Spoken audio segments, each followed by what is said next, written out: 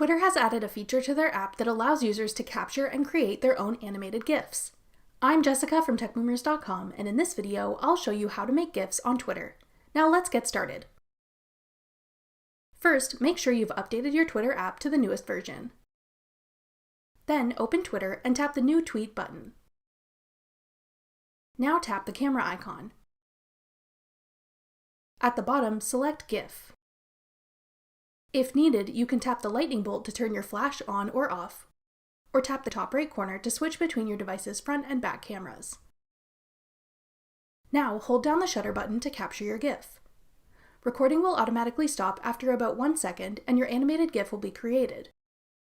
If you aren't happy with this recording, you can tap Retake in the bottom left corner to try again.